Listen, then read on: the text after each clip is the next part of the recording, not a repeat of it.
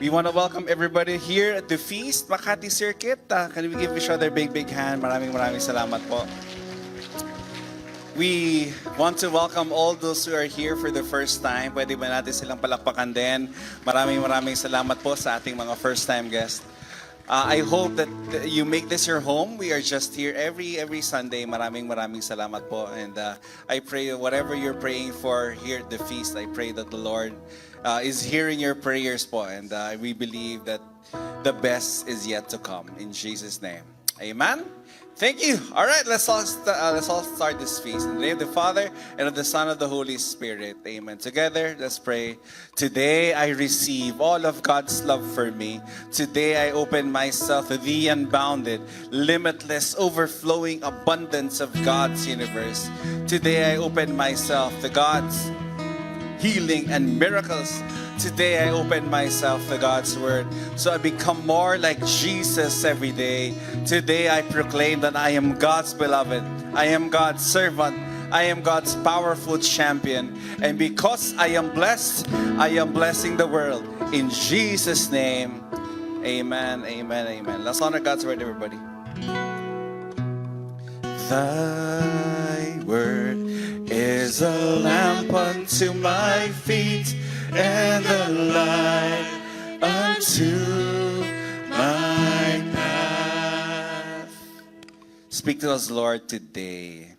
Sorry, Joy, nauna ko ng konti sa Thy Word, no? So, we want to welcome you. We are in the series, Generations. Everybody say, Generations. Before I start, I want to thank my dear brothers, si Dearden at si Marlon, for covering me last week. Maraming salamat.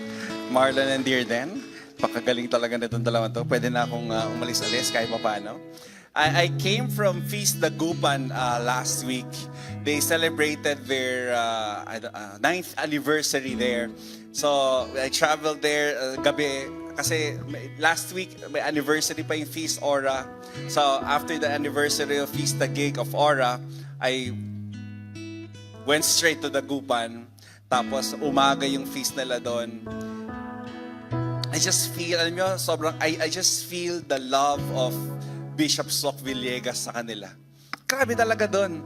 Pag yung passion nila, alam mong, pares kami ng page. Alam mo yung parang, ang mali, ang tama.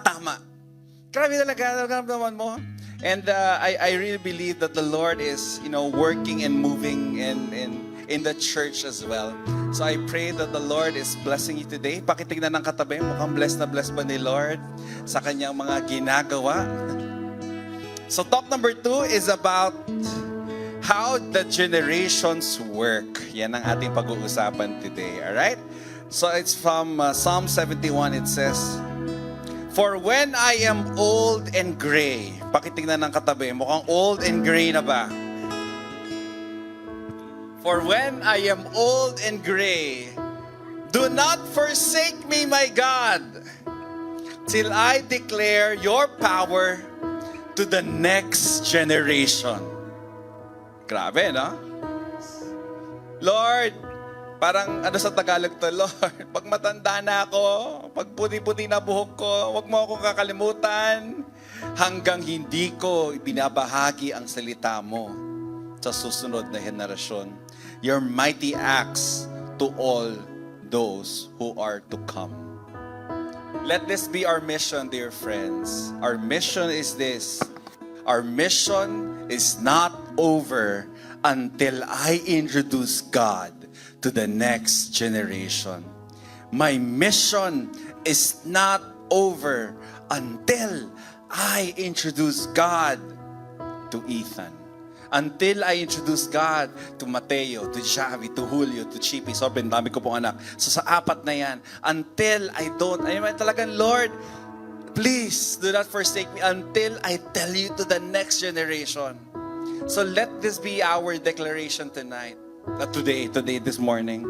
Let this be our declaration today. Hanahanap ka ng mas bata, mas younger. And I'm not only talking about family members. I'm also talking about people at work. People that you minister. People na mas bata sa inyo. Sino kaya dito ang kailangan ng salita ng Diyos? Let that be our mission. My mission is not over until I introduce God to the next generation. Put your hands above your heart, please. Father in heaven, I lift up to you my life, this mission that you have for me. Bless me today in Jesus' name. Amen. Amen. Amen. Let's give the Lord a big hand, everybody. Thank you, Lord. Hallelujah. Please be seated. Pakisabi sa katabi, share the mission. All right. So, God works. Ano ba nangyayari? Yan. God works through your work. Yan po ang aking one big message today. So, I just asked Brother Dearden because he preached really good last week, Nax. Sabi ko sa kanya, Dearden, hati tayo ulit kasi HR practitioner po si Dearden at boss po ng isang malaking kumpanya yan. No?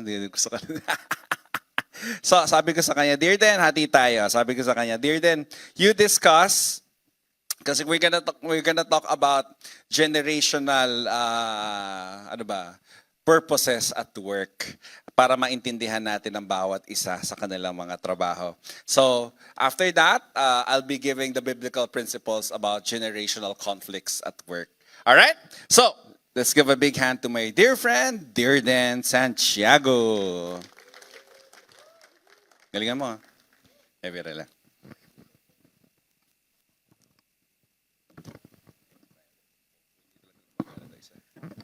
Thank you, John. Ayan. Ay, ang lakas. Good morning! Hello. Ayan. I'm back. Hello, thanks again, John, for welcoming me back. Buti naman po. Kinabahan.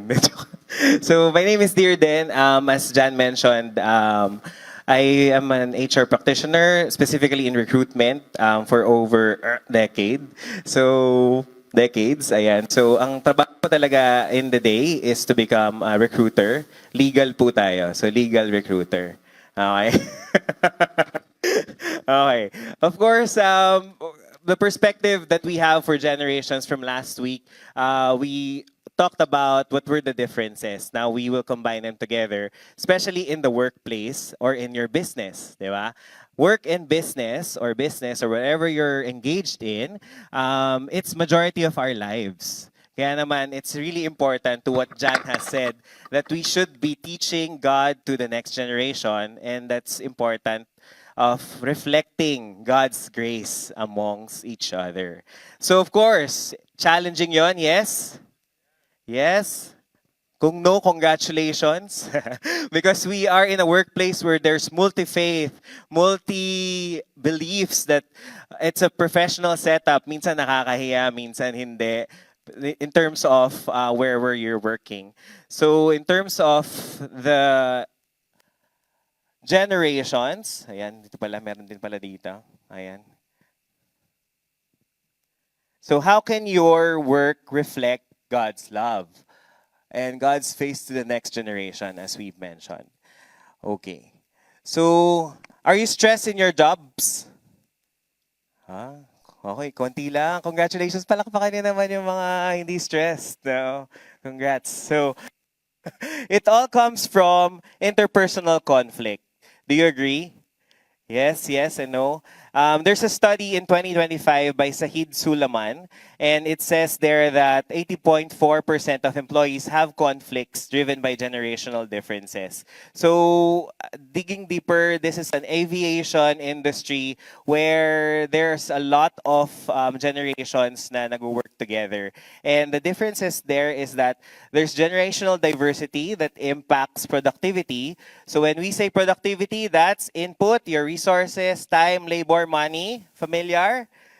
To the kids who are graduating, you will be welcome to the workforce. So congrats again. And of course, there's going to be mentoring, there's going to be knowledge transfer, there's all of those differences. And each one of us will have a style. Bukod pa dun sa where the generation we're coming from as well. And there are 3 top causes of generational conflicts at work. And we'll go through them one by one. So the first one would be leadership styles. Ayan. So, who among you here have mga leaders na medyo kailangan sila yung magsasalita most of the time. Taas nyo na lang ulit yung kaliwang kilay ninyo. So basically, the difference between a boomer or a Gen X or maybe not everyone, they are used to loyalty, protocols, micromanagement, and these are the things that sometimes Gen Z or Gen X or Y may not understand. So the different leadership style as well, for the millennials and the Gen Z would be collaboration. I'll ask you, okay, what do you think about this? With the other generation, it should be, you should do this way. Because if not, it's wrong. Agree? Yes, yes. And in terms of the leadership styles as well, sometimes there would be Gen Z or millennials who would be leaders of boomers. Naka-experience na ba kayo gano'n or naka-see na kayo ng gano'n where there would be reverse mentoring where it's a little bit of a challenge to break someone's belief, someone's style, someone's persona, and that's fine because that's where we're coming from. So each of us has a different style of communication, we have a different response to authority, and we have a different expertise as well. And that means disparity or that difference would mean a clash. Sino dito yung mga, this could have been an email, this could have been an SMS. Ha? Ayan, sa mga nakarelate, yan po yung differences nun. We all have the same goals, we all have the same objective in our organizations, in the workplace, in the company, but each of us would have a different approach to it. Ayan. So that's the leadership styles. Number 2, gap in tech fluency. So sa technology, ayan. So marami tayong differences in terms of what we're used to as well. So this would mean that our boomers, for example, or X, hang on, let me just go through them. So the X would mean, or ayan. So sa boomers, most of them would either be just email or Google. That's the most. And then for our millennial and Gen X, FB, TikTok, but still, it's still Microsoft Office over Canva. Or ano ba yung mga ibang tools ngayon? Ayan. So, of course, we adapt to them because we have to adapt to the times. But the comments usually is that when there are X or boomers, we would have paper-based reports. Sino dito yung nagpiprint pa? Meron pa ba nagpiprint? Siyempre madami kung finance yan. Sige, pwedeng hindi, pwedeng yes. Paperless, yung mga billings ninyo, that's very important. And again, there are also workspace collab na mga applications. So if you've been asked, okay, let's just do it in Slack, would you be familiar? Yes, you are. Wow, congratulations. Okay. I had to Google it as a boomer. Kidding. Ako pala yon. Slacks lang yung, oo, yun. Biston. Biston ba yun? Okay. So those are the differences. So sometimes our older generation, not because it's their fault, it's because they're not used to it. It's another way of looking at it in a perspective that, okay, this is the way that they're comfortable of doing it. And sometimes they would tell us as well na, in my time, it wasn't that way. We had to really go face and meet our clients and all of those. And the technology nowadays, di ba, mga usually calls na lang, Zoom meetings, and SMS, and all of those things. Ayan. And the third would be the friction on corp values. Ayan. So the boomers would have longer staying power. In the 2 decades that I have been interviewing candidates and also as part of the talent market na discussions with clients, it's really important to mention how the market behavior of candidates have evolved. So from the early years of my experience, mga early years, kala mo last year lang yan mga last year, candidates were really staying 5 years, 7 years, 10 years before they move. But right now, our generations would move a year or two. It's either they move also to corporate na mga organizations or yung what do we call the gig economy. So the gig economy would be your VAs, your businesses, and all of those na non-traditional. And sometimes, even in the families, di ba, our parents would tell us, oh, bakit yan yung trabaho mo? Bakit yan yung ginagawa mo? And it's because of the values that from the previous generation, they really are giving importance to structure, to traditions, to loyalty, the utang na loob, because this company has given me the opportunity, I'll stay here forever until I retire. Which is okay, diba? Because that's the need of the time then. But now, more generations would look at, okay, how else can I balance my work and life so that I can live? Do you agree? Yes, yes. So the prior generations would say, I'll work so that I could survive, I could live. Now with the current generations that we have, I would work so that I would stop working at 45 instead of 65 from our prior generations. So there's really differences in those styles. So those three key points, the leadership, technology, and also values at work, makes it really challenging in a sense for us to be truly inclusive. Inclusive meaning understanding and also accepting differences. And of course, we'll hear more from Jan for the next part of the All right. Let's give a big hand to Brother Dear then. Ang HR na HR. Salamat HR. Sana marami ka pang ma-hire. At saka wala kayong attrition sana. In Jesus' name. Amen. Okay. Sana tuloy-tuloy yung mga trabaho natin. All right. So, let me now go to my part. What does the Bible say about generational conflicts at work? Yan. So, again, this is not to box you if you're in a certain generation, but this is for us to understand. All right? So, let's go first. 1 Peter 5, 1-4, it says here, to the elders among you, kanina pa tong elders na to, no?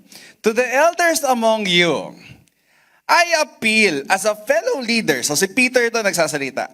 As a fellow leader, to a witness of Christ's suffering, who will also be shared in the glory to be revealed, sabi niya.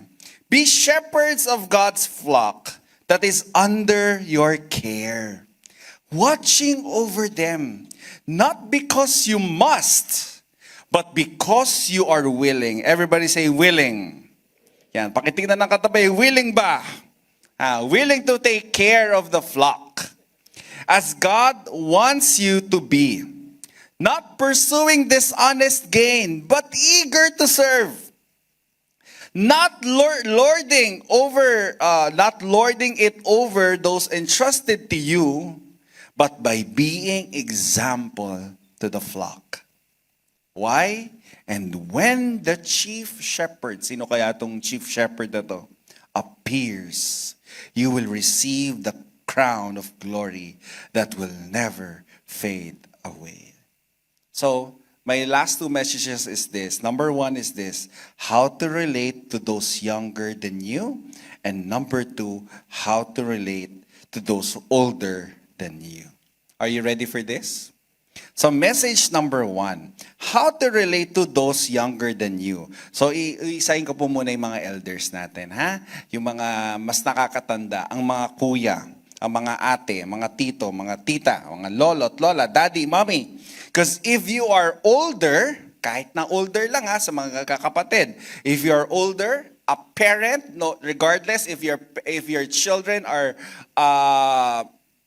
adults already or young, if you are older, a parent, a leader, a boss, a ministry head, a mentor, meron ba dito tinatamaan? Your role is not to control the young. Grabe, no? Para sa akin tong talk na to eh. 4 yung anak ko eh. Ang sarap kontrolin eh. Mas lalo yung teenager. Ang sarap kontrolin eh. Your role is not to control the young. Hirap naman itong talk na to. Your role is to, next slide, care for them. Your role is not to control. Your role is to care for them. Care, not use. Everybody say that. Care, not use. Kaya ito lang po sa ating mga older generation. Iwasan lang po natin to kasi suggestion lang po ito ha. Pag ayaw nyo sundin, okay lang din man po. Suggestion lang. Kasi if sinabi nyo na po, pag ito'y sinasabi natin sa kanila, sa younger generation, talagang yun, alam mo, nakatingin sa'yo pero walang naririnig. Hindi man lang dati kasi, di ba, papasok dito, lalabas dito. Ngayon wala na pumapasok eh. Number one is this. Iwasan natin to. Yung sasabihin mo sa kanila, alam mo, iho, papunta ka pa lang.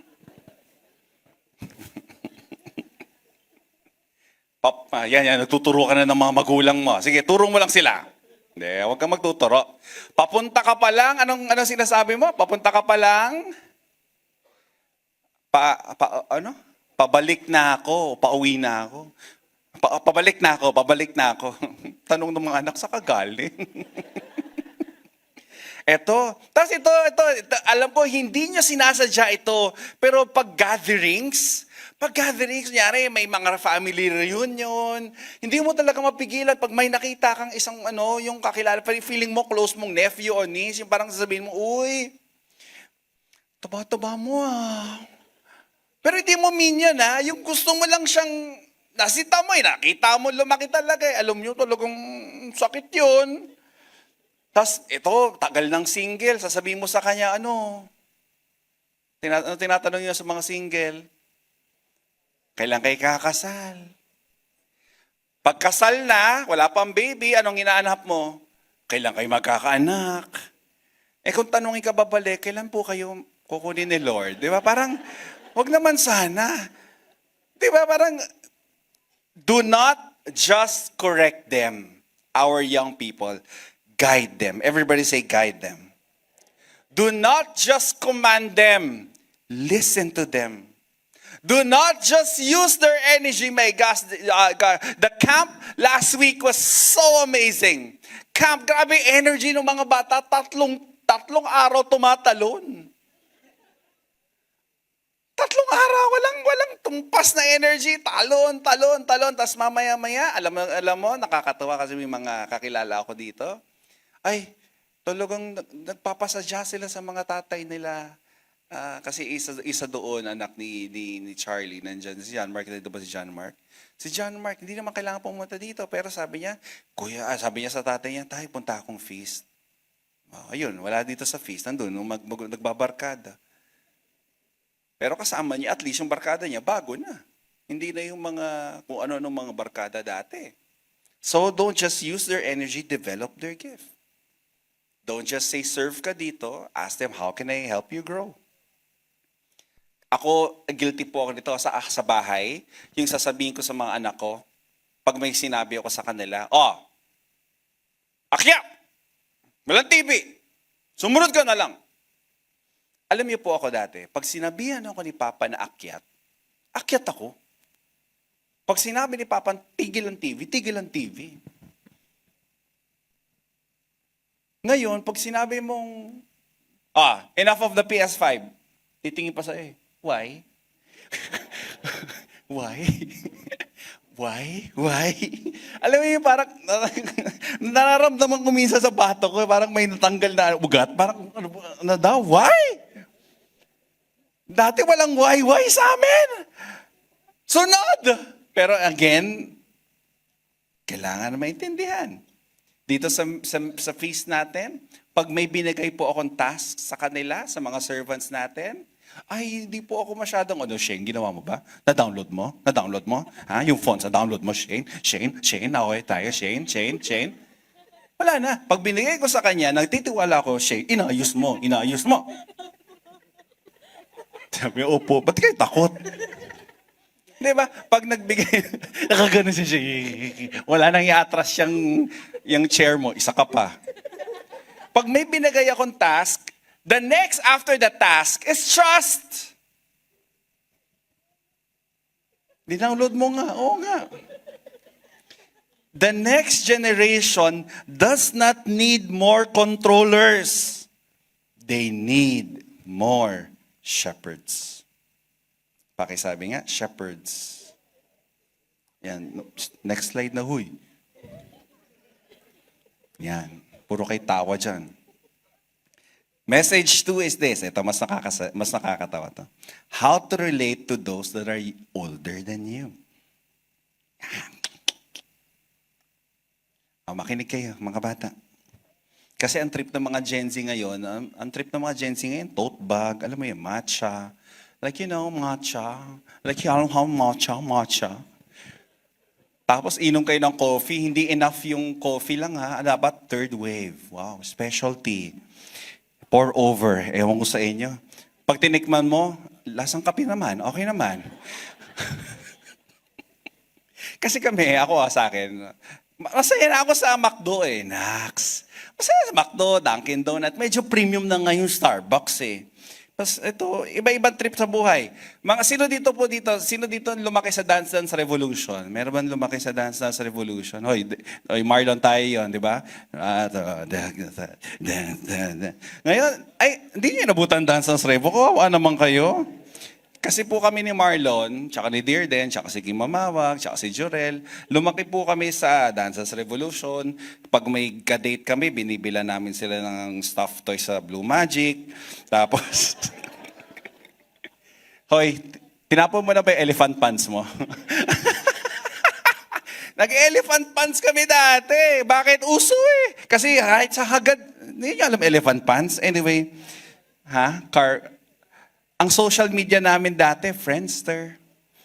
Tapos kapag may friends kami, uy, patesti naman, patesti. Hindi niya nabutan yun, grabe. Multiply. Ang anime namin dati, si Dragon Ball Z, si Sailor Moon. Nanonood po ako sa Sailor Moon. Ang pinaka-crush ko si Sailor Mars. Luma kami sa dial-up, LimeWire, torrent, disket, Nero, paburn naman. Wala kaming K-drama, pero meron kaming, oh baby, baby, baby, my baby, baby, what na 진주리, 너지 잔잔히 한자리 원하니 다른 뭐지. Come on everybody. Matatanda lahat yan. Ang saya. Ngayon, awang ko. So, how do you relate to the older generation? Meron din sinabi si Saint Paul sa younger Timothy. Ito sabi niya, makinig na mga bata. 1 Timothy 5, 1-2, it says here, never speak harshly to an older man, but appeal to him respectfully as you would to your own father. Talk to younger men as you would to your own brothers. Treat older women as you would your mother, and treat younger women with all purity as you would your own sisters. Klaro, no? Wala na ibang mas kaklaro dito. If you are younger, your ideas may be new, fresh, and helpful, but good ideas must be carried with humility. In other words, you may be updated, you may be tech savvy, you may know the new way, but you do not use your own knowledge to insult people. Hello? Alam niyo si Mateo, since wala naman siya dito. Pwede ko siyang pag-usapan. Ang tali-talino po ni Mateo. Patalino po talaga yung bata. At isa sa mga pag pinapagalitan, ang grounded, paano ba kayo ground dati? Ikaw, paano ka ground dati? Pag grounded ka,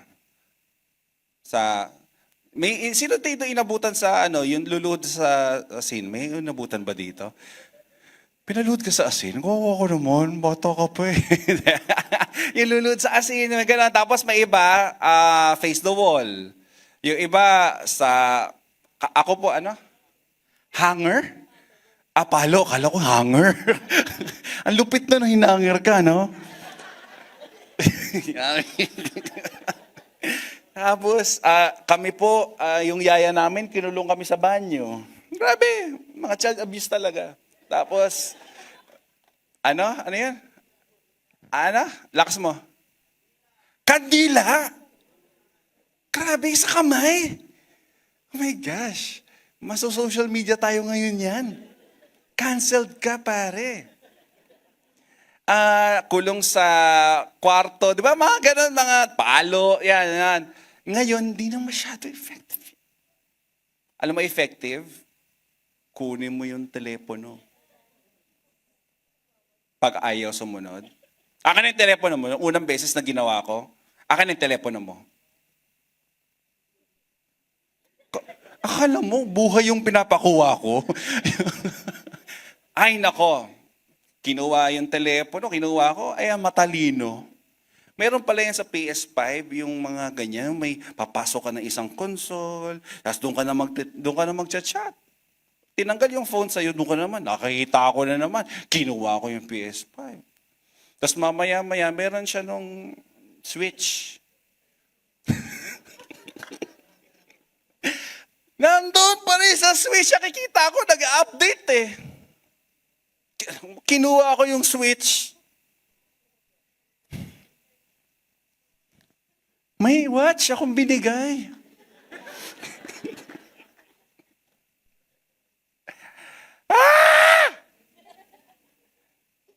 You may be updated. Text, sabi, labas mo ulit yung slide na yan. Yan! You may know the new way, but you do not use your knowledge to insult people. Kasi po, maybe your parents may not understand everything. Baka mas mabilis ka mag-altab kaysa sa kanila. Yung lalapitan ka, mabilis ka mag-dim ng phone. Yung dumaan lang yung magulang mo sa likod.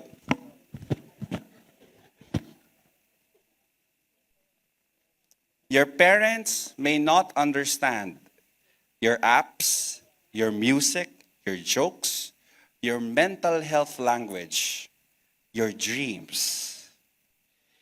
But please, listen to this. They may not understand your world, but many of them sacrificed to give you a world.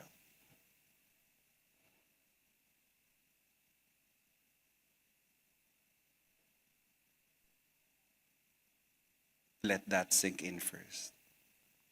They may not understand your world, but our parents sacrificed almost everything para magkamundo ka. So please, at work, sa mga younger professionals here, let's be patient to our older employees as well. Pagpasensyahan mo na kung nagpiprint pa rin sila. Diba?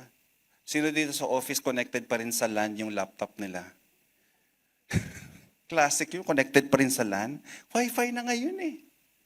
Tapos, sa feast, sa feast, I just want to honor here at the feast, yung mga OGs po natin, yung ating mga senior citizen, yung mga nagstay po. Palakpakan natin sa mga to.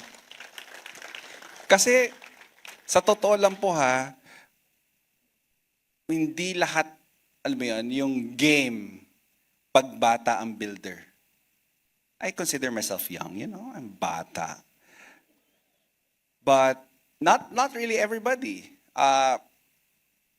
can accommodate that in their heart.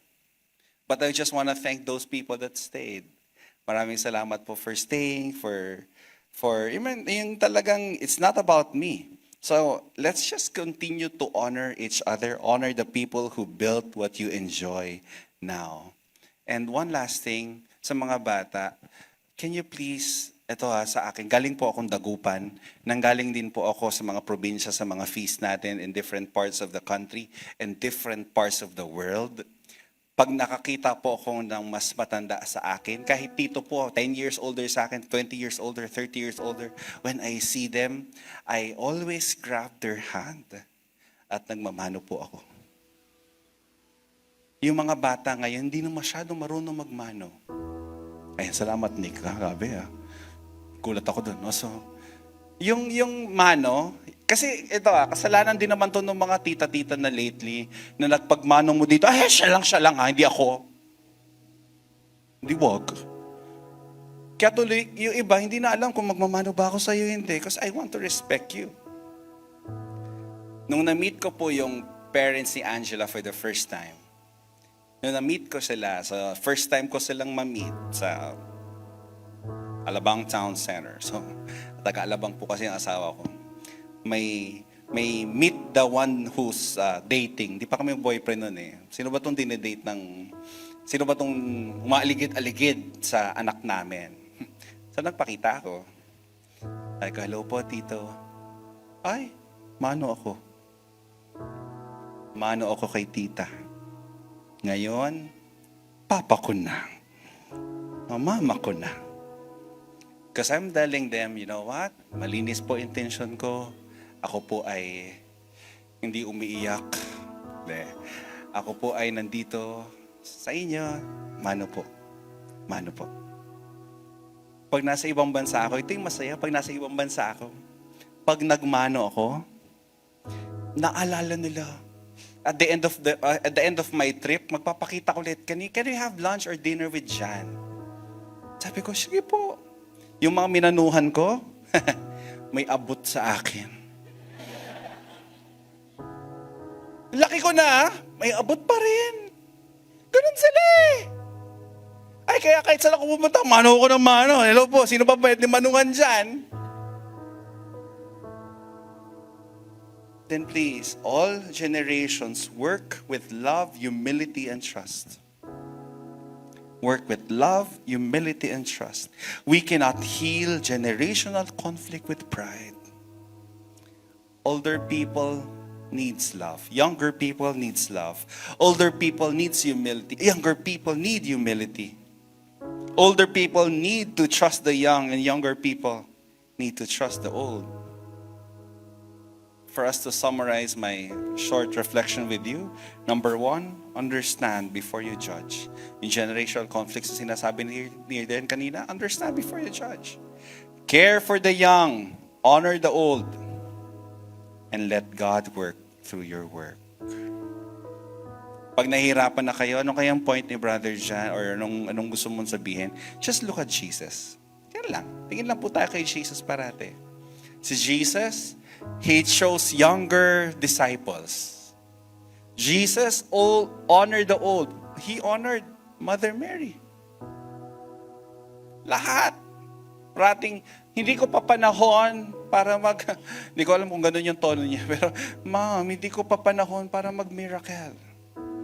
Sabi ni Mary, sige, sundan niyo lang siya. Sabi ni Jesus, okay, fine. I honored her. He welcomed the children. He listened to the broken. And, ito yung maganda, He corrected the proud.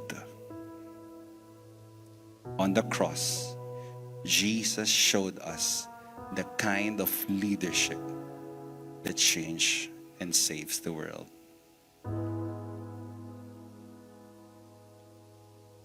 I was trying to schedule a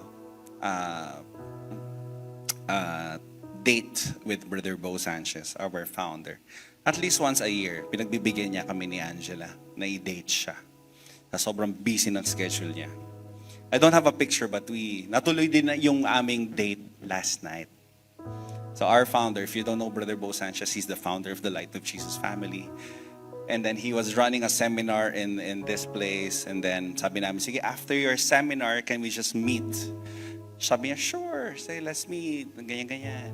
Tapos syempre, alam niyo, for about 1 hour or 1 hour plus, me and Angela were just telling our problems to Brother Bo. Yun lang, kasi talaga sabi, ito yung problema namin, Brother Bo. Ito ganyan, ito ganyan. Ito lang kinikita namin, ito ganyan, ito ganon. Tapos, Brother Bo, ito, tapos mamaya, ito mas maganda ba to? Maganda ba yan? Tapos, Brother Bo, nang-aaway kami dahil because of this, ganyan. Tapos, ito yung mga anak namin, ito yung issue, so, and we were telling, parang I was telling him, Brother Bo, we need Jesus. Can you please pray for us? And Brother Bo, all throughout the dinner, Habang nagsasalita kami, alam mo ginagawa niya? Siya kumukuha nung pagkain. Kain lang siya ng kain. Tapos mamaya, kuha siya. Sige, salita ka lang dyan. Lagay yung pagkain sa akin. Lagay ng pagkain kay Angela. Kinig siya ulit. And then, oo nga eh. Nuwagan lang siya, oo nga eh. Then he shared a glimpse. Ito lang. Hindi ko na sabihin ko ano. A glimpse of his problem. Ewan ko, ba't siya napashare bigla sa akin, sa amin? He just shared a glimpse of what is on his shoulders. Glimpse lang. Sabi ko, mas mabigat problema mo. Ayoko makipagpalitan ng problema versus yung problema mo. Gusto mo ipag-pray kita, Brother Bo? Then I realized something. We need Jesus. He needs Jesus. Guess what? Yung tumitingin-tingin sa amin sa kabilang lamesa dahil kilala si Brother Bo, kailangan din nila si Jesus. Kailangan natin si Jesus. Kailangan ng katabi mo si Jesus. Kasi kanya-kanyang problema naman tayong dinadala eh. Pero lumalaban tayo. Kasi alam natin may ginagawa ang Diyos. Amen? So pakisabi sa katabi, huwag kang susuko. God works through your work. God works through your work.